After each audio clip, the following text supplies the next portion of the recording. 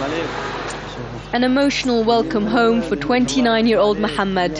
He's spent the last 6 years in an Israeli prison and is relieved to be back home with his parents and 10 siblings. But the Gaza he left behind was very different. While he's been in prison, Israeli settlements were dismantled, Hamas took over the Strip, and Israel imposed an increasingly tightening siege.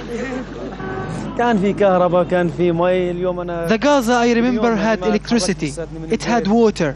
Since I was released I have not left my house, but I can tell from spending one night here how difficult life is.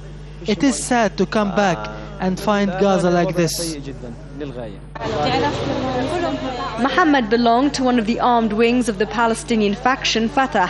He says he's afraid of the internal political struggle between Fatah and Hamas and what that may mean for his future.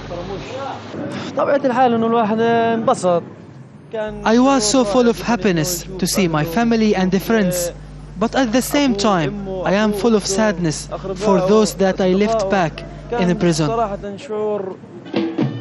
On Monday, Israel released 224 prisoners in what it called a goodwill gesture.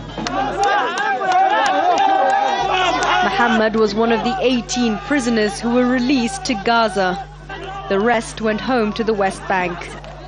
But there are still around 11,000 Palestinians in Israeli prisons. It's what officials here call Israel's revolving door policy on prisoners, sporadic releases, coupled with more frequent arrests.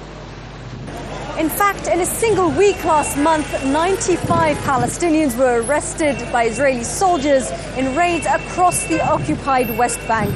So whereas the recent prisoner release may come as welcome news to some families, for the vast majority it's yet another painful reminder of the friends and relatives still inside Israeli prisons. For Mohammed, freedom is priceless. But he's afraid in reality he's only swapped one Israeli-controlled prison cell for another. At least, he says, he can share this one with his loved ones. Sherine, Tadros, Al Jazeera, Gaza.